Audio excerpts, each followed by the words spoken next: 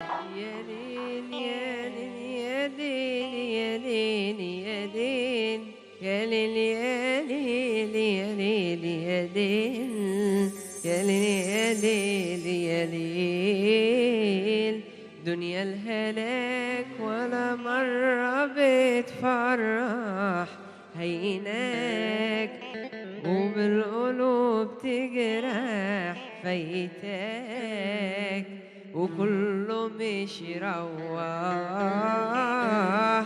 جاية تشيل وتجيب لي في بلاوي يا زميل بالغدر اللي ناوي ويميني هبدله بشمالي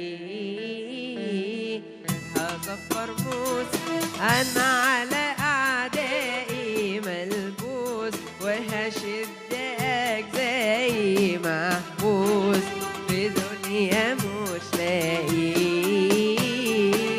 طب ماضي عقل الشر والقوة مش هتسيب لا برا ولا جوا وفي قلبي بركان على نواه ياللي طبع الخيانة فيكم هبعد عنكم وادوس عليكم انا ملقتش جدع وسطيكم حبي ليكوا اكبر غلطة مش هقابل حد تاني هبني نفسي وهعيش عشاني مش هرحم كل اللي اذاني واخلي حياتكوا في ورطة طب ايه تغير ما عادش لي امان افتكرته انه ده غلبان بالاخر طلع تعبان الدحلب حتى ما اتمكن حبيتكم وطلعتوا جبابرة اساتذة في الخيانة شاطرة اوعاك تتحامى في الفترة ان اخاف مرة مش ممكن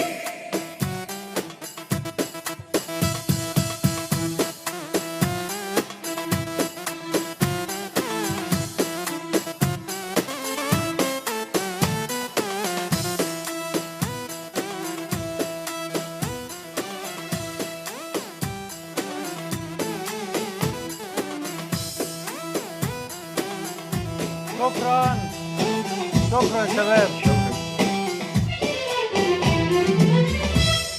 بصوا بقى يا رجاله اقول لكم الحكايه ان اولا انك تغني اغنيه لوحدك فيها البيت السريع بتاع المهرجانات ده بفرقه ولايف ده منتهى الصعوبه لفنانين كبار. النقطه الثانيه ان هو رغم سنه الصغير الا ان ضيفي النهارده اللي موجود معايا وانا مبسوط بيه لان عندي احساس ناحيته بحاجات حلوه هقولها دلوقتي يعادل ميكروباص لا اتوبيس فنانين كتير قوي لنجاحاته وارقامه الترند المتواصله وده ما بيحصلش من فراغ بيحصل لان هو موهوب فعلا وحقق نجاحات لحق يعمل كل ده ازاي في سنه الصغير وبدأ امتى. معايا سامر مدني منورني يا سامر. بنورك يا حبيب قلبي ده حاجه جميله قوي انت اصلا اللي يقعد قدامك كمان ربنا مديك قبول اللي يقابلك لازم يحبك يا سامر. حبيبي تسلم لي والله ده شرف. بتتكسف ليه يا سامر؟ ده اللي لا ما اتكسفش ولا انت شقي وقدام الكاميرا هادي شويه؟ لا ما فين طبيعتي اهو. ايه حكايتك يا سامر ومن امتى ومنين وبدات ازاي وانت لسه سنك صغير انت بقالك كذا سنه بتحقق نجاحات بدات امتى والناس عرفوا ازاي؟ سامع بابا واخوك واقفين في ظهرك جامد قوي. اخويا معايا برضو طبعا وهيبقى معانا كمان شويه. احكي لي البدايه جت ازاي؟ البدايه جت المفروض ان انا بغني بقالي 2.5 سنين.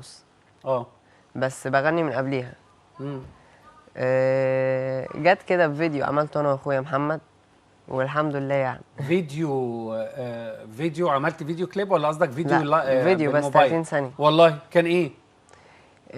فيديو كان بقول فيه يعني انا ومحمد اخويا بنكلم بعض فيه وبنقول يعني جمله في الاول زي اللي راحوا مش راجعين اللي مش عارف ايه كده. 30 ثانيه. هو معانا الفيديو ده يا جماعه المفروض فريق الاعداد يبقى مجهزه طالما ده اول اطلاله كانت ليه. طب فكرني كده اول اغنيه بدات بيها ربنا كرمني فيها هي الاغنيه اللي انا لسه مغنيها دي. عشان كده دخلت بيها. طيب هي دي دي اول اغنيه، اول نجاح. اول نجاح ليا طبعا الحمد طبعا لله. مسموعه جدا يعني. هو حتى كان بالنسبه لي اللي قبلها برضو نجاح، ان انا اعمل اغنيه اصلا كان بالنسبه لي نجاح يعني.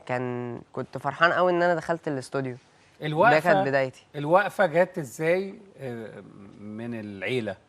يعني عارف ان اخوك معاك وكله تمام، بس الاول انا عارف بابا كمان. بابا محبوب بابايا للناس كلها عشان طبعا. تبقى عارف يعني. ابويا بسم الله ما شاء الله، الدنيا كلها بتحبه. دي حقيقه، ودي على فكره ساعدتك كتير يا سامر. طبعا.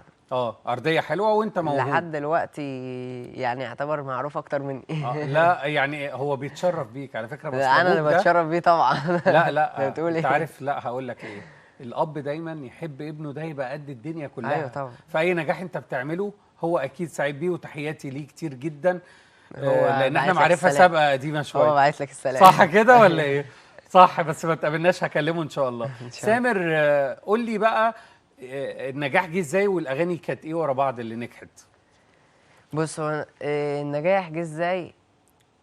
اغاني اول ايه اللي اغنيه نجحت ورا نجحت بعض؟ لي، اول اغنيه نجحت لي قوي اللي هو عرفت بقى الناس بيا وخلت الناس تتابعني وتحبني، الاغنيه بتاعت دنيا الهلاك. تمام. كلمات عبد رؤى، توزيع اسلام ساسو. جميل. وكانت مش ألحانها تقريبا، اسلام ساسو هو اللي اشترى ألحانها عشان كانت نازله عنده. هو انت في سنك ده حاسس بالشجن اللي جوه كلام الاغنيه دي؟ اصل دي اغنيه مش بتاعت سنك قوي، بس هو عامه ما دلوقتي ما بقاش فيه اللي هو سني ومش سني. دلوقتي يعني انا شغال، فانا بشوف كل حاجه زي ما الناس الكبيره كلها بتشوف كل حاجه في الدنيا. بتحسها طيب في سنك ده وانت بتغنيها اكيد ولا برضه. اكل عيش؟ لا اكيد برضه. تحس الكلام بتاعها؟ اصلا دلوقتي مش في البيت مثلا، يعني مش اللي هو قاعد في البيت، لا انا شغال. فاكيد اي حد بينزل الشارع وبيشوفه وبيتعامل مع الدنيا كلها، اكيد بيحس كل اللي الناس الكبيره بتحسه، وبيشوف كل اللي الناس الكبيره بتشوفه. ما بقاش فيه يعني دلوقتي بقى كله، وعلى طول مش دلوقتي بس، كله بيشوف كل حاجه. صورت كام كليب ومع مين؟ يا ريت يا جماعه تزعوا لنا واحنا بنتكلم دلوقتي كواليس تصوير الكليبات. عملت اغاني مع مين؟ لان انا عارف المهرجانات دلوقتي بتبقى 3 و4 مع بعض. اقسموا الشاشه كده يا جماعه وعيشونا هنا وهنا عشان السوشيال. قول لي صورت كام كليب؟ لا ما اعرفش، بس كتير. كام يعني؟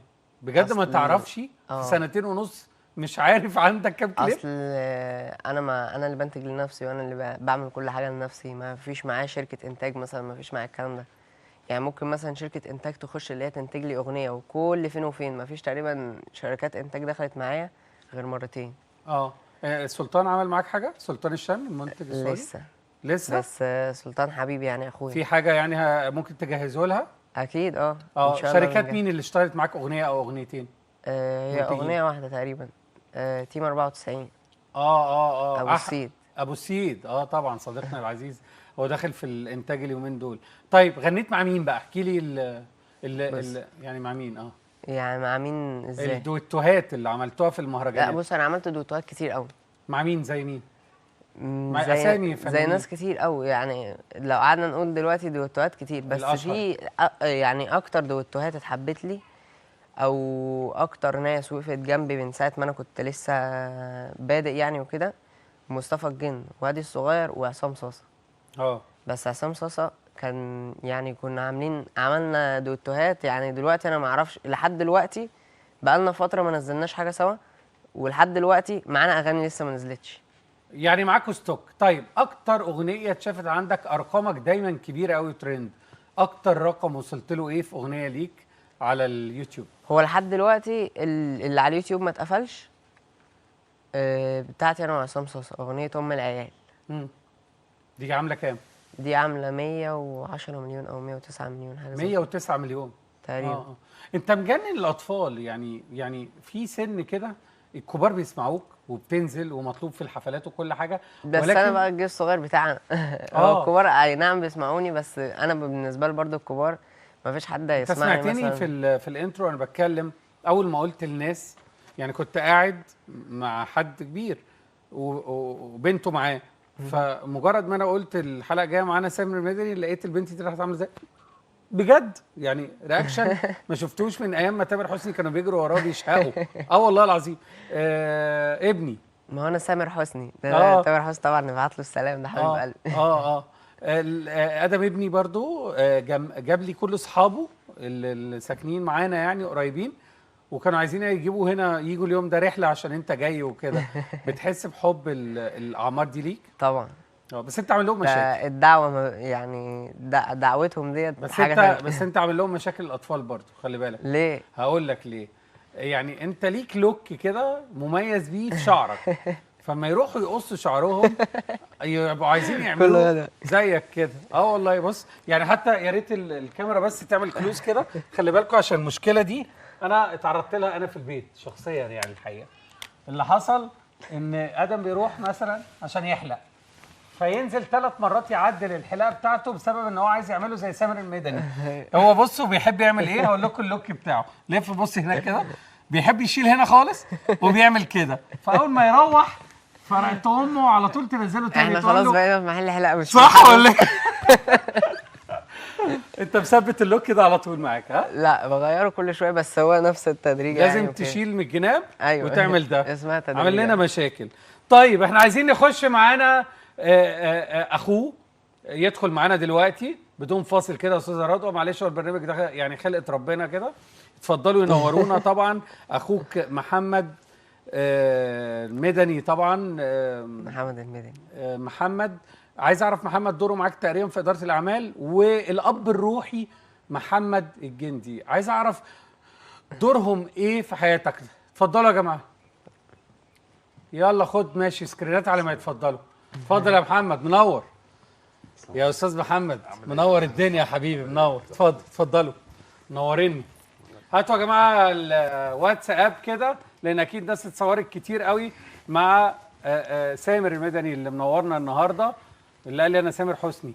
حقك والله برضه، حق لمعجبينك الكبار. انا سامر حسني الاطفال. للاطفال. عايز نشوف كده الواتساب على الشاشه الكبيره يا استاذ رضوى بعد بس اذنك. خلي بالك هم ما بقوش اطفال دلوقتي. انا جيل كبر. الجيل الصغير كله كبير دلوقتي. بقالك ما ينفعش سنتين تقول عليهم ونص. اطفال عشان بيزعلوا. لا انت استلمتهم لغايه ما بقوا رجاله. شايفين اهو يا جماعه الناس. ويا راشد اللي فات كل سنه وانت طيب، ابن رامي اخويا وحبيبي طبعا. وده من تونس. اصدقائنا الاعزاء برضو اللي متابعينا دايما في كل وقت وفي كل مكان. واكيد دلوقتي هتلاقي اطفال كتير بدأوا يتصوروا مع سامر. ده ادم كمان. ادم اهو بعت صوره. ايوه هو لسه كان بيكلمني. كلمك؟ ايوه. ما انت عامل لنا مشاكل في البيت يا سامر على فكره. حبيبي يا احمد، منور الدنيا والف سلامه. حبيبي يا استاذ احمد يا ملك الاعلام الفني. نعدي يا جماعه الحاجات يلا اهو عشان اكمل موضوعي. طيب اروح لاخوك محمد. منورني يا محمد. محمد قول لي اول فيديو عملتوه مع بعض حصل ايه، وبعديها انا عارف ان انت دلوقتي في اداره الاعمال مع اخوك وبتعملوا شغل مع بعض. لا ده محمد بقى بيخرج دلوقتي واخراج كمان؟ لاخر كليب وخارب الدنيا. ده الموضوع كبر وصل لاخراج كمان. سامر خلانا اتعلمنا كل حاجه. سامر بدايته كانت شكلها عامل ازاي وانت حسيت، لان هو عنده كاريزما نجوميه فعلا؟ هو سامر كان موهوب من صغره. استخدم موهبته دي في المدرسة ومع أصدقائه، استخدمها بشكل اللي هو إيه ترفيهي، إن هو كان بيغني مجرد الترفيه. تمام. لقينا إن هو الموهبة بتاعته بدأت يعني ننميها له. خد كورسات في الغنى، أو كان في مدرسة يعني متابعة معاه الموضوع. لحد ما جربنا بقى نخش في مجال الشعبي. لان هو على فكره بيعرف يغني، مش كل اللي بيعملوا مهرجانات بيعرفوا يغنوا. معظمهم بيكحوا اوتو تيون، لكن هو لما مسك مايك ومعاه فرقه وبيظبط اللوك بتاعه دلوقتي واحنا بنتكلم طب انت مش عارف اللوك زيه ليه؟ لما انت معاه في البيت ومش عامله، سايب لنا اللوك ده في بيوتنا. هو نجم، انا اقدره. بحسه في خجل شويه، ولا في اللايف موضوع تاني؟ لا هو يمكن بس عشان بص في صوره، معلش في فيديو قدامنا يا ريت على الشاشه الكبيره عشان العتب على النظر.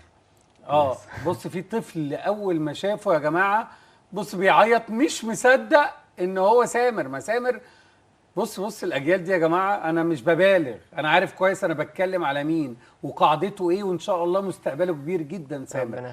نكمل. للأسف برضو موضوع الأطفال اللي بتحب سامر ده من الحاجات اللي بتعمل علينا مسؤولية كبيرة قوي، إن إحنا نكون يعني بنهتم بالمحتوى اللي بنقدمه لهم، لأن في الآخر الحاجات دي رايحة في بيوتنا وفي يعني وفي بيوت الفرد اللي هم فمسؤوليه، بالظبط. مسؤوليه اللي هو بيقوله، هو ما بيروحش بره الكلام اللي مش كويس او كده. واللي اعرفه كمان عن بابا مش هيوافق اصلا، بالظبط يعني اصلا الوالد مش حد ينفع يغلط عشان تبقوا مش فاهمين. عايزين نبطل غنى. طبعا ربنا لا ربنا يخليه لكم كوتش اخويا وحبيبي وحبيبي الدنيا كلها. المايسترو بيعمل البوكيه كده محمد الجندي، عايز اعرف انت شايف فيه ايه، وانت بتقدر تطلع لنا نجوم النجوم النجوم على فترات كبيره جدا، شايف ايه في سامر مختلف؟ سامر هيفضحني دلوقتي. يعني سامر اصحى من النوم الصبح الاقيه لا راكب بلاش ريس. دي بلاش دي. شقي ايه قول. ده كل يوم الصبح اه يا ريس يا طياره يا فوق سطح بيعمل حاجات غريبه لا، هو وما بينامش 24 ساعه المحتوى ليه؟ بيفكر انت في سنه كام صحيح؟ انا في ثالثه ثانوي عام. ثالثه ثانوي يا عم؟ بيفكر هيعمل ايه وهو بيحضر اللوكيشن يعني هو اكتف قوي. لا قوي او ما بيروحش البيت والله على طول في المكتب نايم على ترابيزه على المكتب وبيفكر هيعمل ايه بعد ساعه وطول الوقت تفكير اللي بيحب وشغل شغله هو بيحب بس ان شغله شاء الله قوي. الدراسه برضو ماشي فيها تمام. تمام ثالثه ثانوي عام بقى ما دخلتش ولا بس صناعة الشغل ولا اكتر تجارة هو ولا أي حاجة. مشكله في الشغل. حابب تدخل ايه ان شاء الله؟ انا حابب ان انا كنت اخش الكونسرفتوار، تمام. بس مش عارف بقى. مش عارف ربنا لسه يستر. الدنيا هتيجي ازاي ربنا معاك. يستر. بقول لك يا حماده، هو ايه موضوع الرينج ده بيني وبينك كده عشان عامل وش؟ والله هو يعني مش موضوع الرينج بس اللي عامل وش، هو الرانج والعربيات اللي بتطلع في الكليبات الكتير، واخر كليب ده طالع فيه عربيتين رانج وواحده بورش واثنين رانج. بتوع اخر صحابه الكليب بتاع كله قال لك انا وانا برضه ثلاثة لقيتهم بيقولوا لي هو عنده اسطول عربيات، ده انا طلع الموضوع على دماغي كده اللي هي الرينج اللي عملت القصه. هو موضوع العربيات بيعدي. والقصور والحاجات اللي بنصور فيها دي لان سامر ليه فانز كتير قوي بره مصر وفي دول كتير تمام. متقدمه عن حاجات كتير قوي احنا بنعملها، واحنا بنوري لهم فاهم ان احنا برضو عندنا امكانيات مهوله ما فيش زيها في التصوير، في التصوير الأدوات. وفي الحاجات اللي احنا بنصور بيها، يعني كل الحاجات اتفرجت على اللي آخر بتتصور كليب بيها كله قال لك أنا الاجانب وأنا؟ اتفضل. اتفرجت على اخر كليب كله قال لك انا وانا. لا ما اتفرجتش لسه والله. بسم الله ما شاء الله هيخضك بقى ده. هو ده اول حاجه انا هخرجها بقى لسامر، انت دي اول حاجه اخراجي كامل. بس مش اول حاجه اخراجه، يعني يعتبر برضه مخرجين حاجات كتير، بس دي بقى اول حاجه اخراج بجد. طب الطبخه يبقى جندي اكيد فيها. ما يا هو باشا أي حاجة اكيد هو. طبعا. يا باشا طبخ سامر يعتبر ابني يعني. احكي لي بقول لك احكي لي. عايز اقول لك على حاجه انا يعني انت كل النجوم اخواتي واصحابي وكل طبعا طبعا. سامر صغير سنا بس دماغه يعني اللهم صل على النبي ما شفتش زيها ده قال في شغل حسني. انت خلي بالك اللي هو قالها دي مش سهله، هي مش حكايه. اصل لا ده تامر طبعا انت عارف ده شرف ليا ده طبعا. بص لا بس انا متخيل برضه انا الصراحه تامر كان اتعلم نجم الجيل منه. بتاعه، سامر نجم الجيل طلع الجيل اللي بتاعنا. تامر حسني انا اتعلم منه طبعا. انا شايفه الصراحه فين يعني؟ شفته في شايفه تعامله في مع حته الناس تانية خالص بتعلمه. عشان هو مجتهد يعني. هو طول الوقت والله العظيم يا ريس بيبص هيعمل ايه بعد 5 دقايق، هيروح فين، الاغنيه نزلت المستوى 29 اطلعها، طب يلا اعمل دعايه تاني. طول الوقت بيفكر ما بينامش. بنتكلم بقى على الجمهور بتاعه بقى، يعني نروح مثلا مكان يعني 5 دقايق بلاقي منطقه بحالها فوقينا. طبعا وعايز اقول لك جسمه الاطفال سفايف كلها ده ممكن الزحمه دي بعدين صعبه. الجسم والخيل متخيله كان الخيل قول له انت عملت ايه بالخيل. ده الكليب اللي نزل برومو بتاعه صح؟ انا شفت ده لا، البرومو ترند في الترند دلوقتي. والكليب والكليب نزل كمان نزل في الترند. نزل الترند، العيد، نزل الكليب اصلا. في الترند قالوا لي عام. ان هو نزل وهو ترند دلوقتي يا زيزو. رائج عام. ونزلت بعديه اغنيه كمان. ده انا ان شاء الله الايام اللي جايه والاغنيه جايبه 70,000. طب اقول لك ايه، لو ما 12 غنيتش ساعة. مهرجانات، في اغنيه بتحب تدندنها؟ مين مطربك المفضل؟ كوبليه كده، تحب تغني له؟ كوبليه عشان هو كوبليه مين كده تدندن حاجه له؟ انت تحبها. مش عارف الصراحه، استنى. مش حته محن من تامر كده برضو؟ ممكن تديني حاجه تامر حسني بتحبها؟ افتكر لك دلوقتي اغنيه اصلا الصراحه. يعني الاغنيه اللي بحب اغنيها مثلا ان انا اقعد ادندنها عشان مسجلها بقالي فتره وما نزلتهاش. أيوة. الاغنيه اللي لسه نازله بعد كله قال لك انا وانا، اللي هي حلوة مبسوط الأغنية. بالوحده. هغنيها لكم برضو ممكن على الفرقه لو عرفنا. طيب معانا مكالمه، وهاتوا صور طبعا سامر مع كل الفنانين ومفيش حد مش عارف متغاظ. عارفك صح؟ مش الاغنيه كده؟ انا كل ما افتح ستوري الاقي محطوط متغاظ. معانا نجم اغنيه متغاظ مصطفى الدجوي. الو الو يا دجوي جيل، يا استاذ احمد، عامل ايه يا حبيبي؟ عامل ايه يا حبيب قلبي؟ انا بسمعك اكتر ما بسمع دعاء عمي والله يا العظيم. حبيب قلبي ده شرف ليا. كل الاستوريات اللي بفتحها ما اعرفش ليه الناس حاطه التوعد اكتر من اي حاجه. متغاظ صح كده؟ يا رب يا رب يا رب يخليك ليا يا باشا. هتيجي وتنورنا برضو، وكل انواع الفنون هتبقى معانا. ده شرف ولكن ليا، شرف ليا يا استاذ احمد. لكن النهارده انا النجم اللي منورني النهارده هو سامر المدني. عايز تقول له ايه؟ ده اخويا الصغير بقى، وده مش عايز اقول لك ده اللي جاي عشان هو موجود اصلا. حبيبي يا عم دجوي، تسلم لي حبيب قلبي. لا وواجهه وادب سامر ده بطل. حبيبي يا دجوي مصر، تسلم. بقول لك ايه، اللي متضايق اللي بيتفرج علينا ومتضايق ممكن تغني تقول له ايه؟ قول له بقى لو متضايق رقم المطفي مش فاكره يا رايق. لا انا عايز متغاظ. يلا بينا. متغاظ عارفك يلا مننا متغاظ، مخك فاضي مخ انا الماس، طالي كتير ديناميت رصاص، تتقطع وتتعب بنصاص. حبيبي يا مصطفى، منورني يا حبيبي، وقريب هنبقى مع بعض ان شاء الله نشوف ايه حكايه متغاظ. عايز اسمع منك حاجه. تمام، على الفرقه الاغنيه الجديده بقى. يلا هتسمعنا الجديده؟ ايوه يلا. وهاتوا يا جماعه، واحنا هو بيغني دلوقتي كده صوره مع كل النجوم اللي قام بدويتوهات وقابلهم في المجتمعات.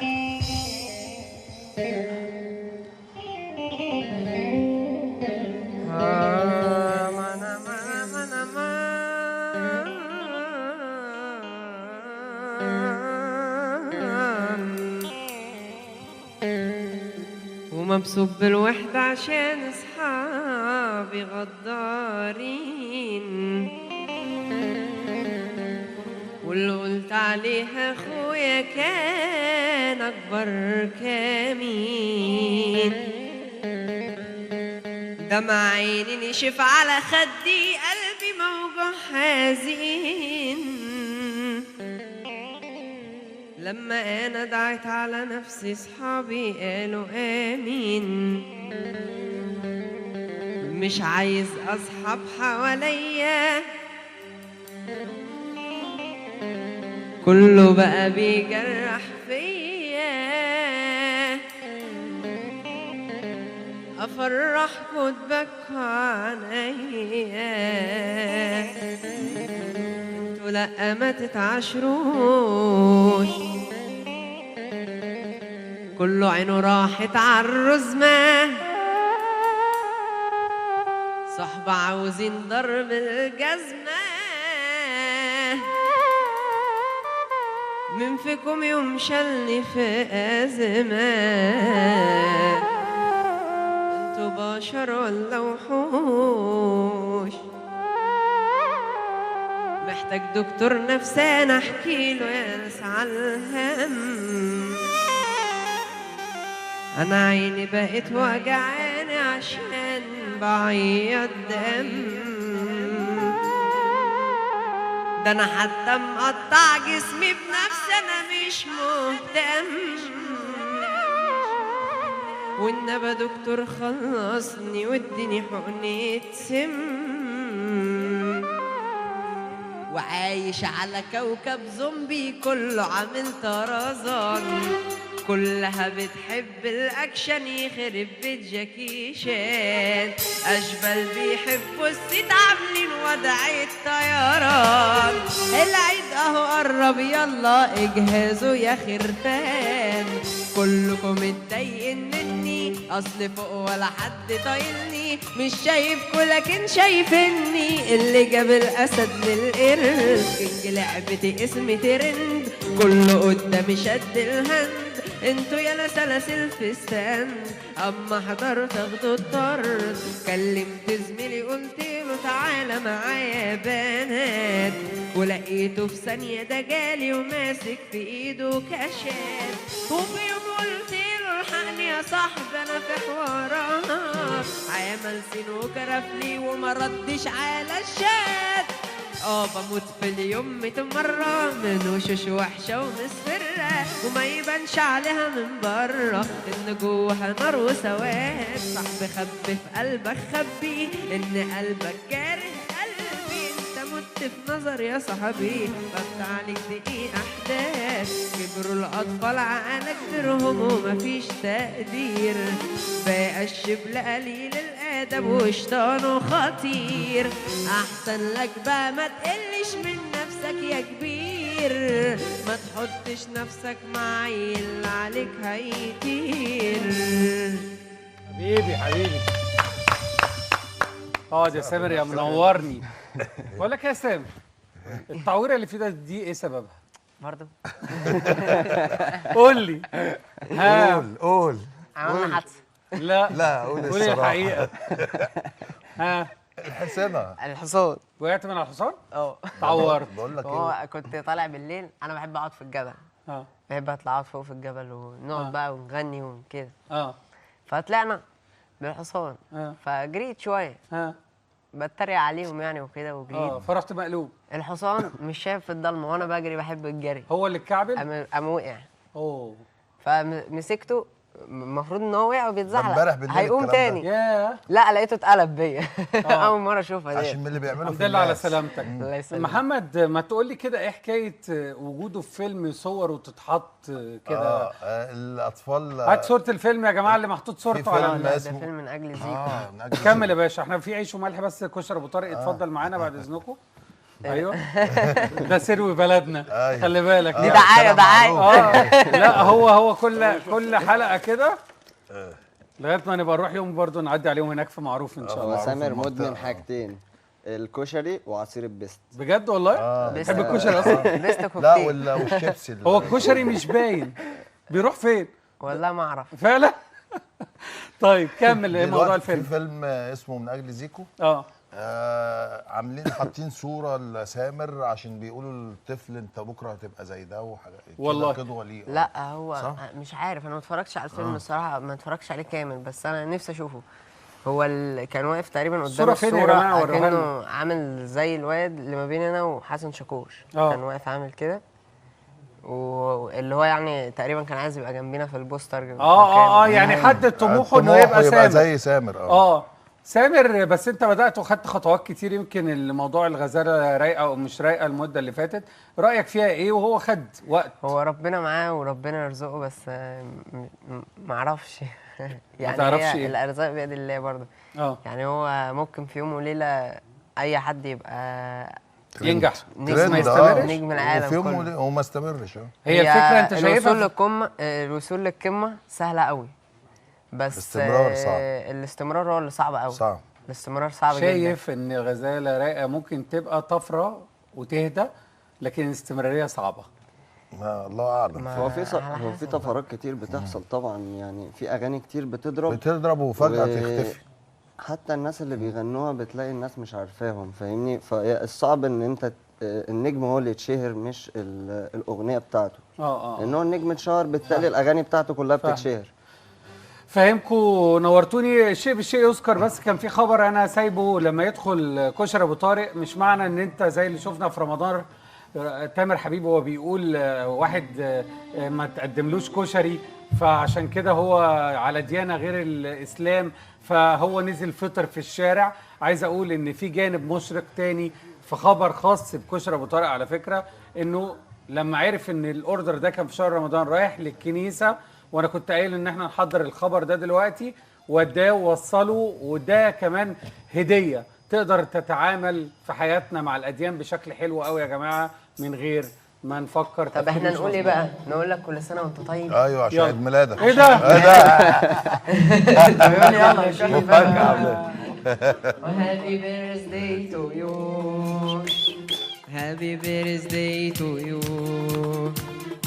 Happy birthday to you. Happy birthday to you.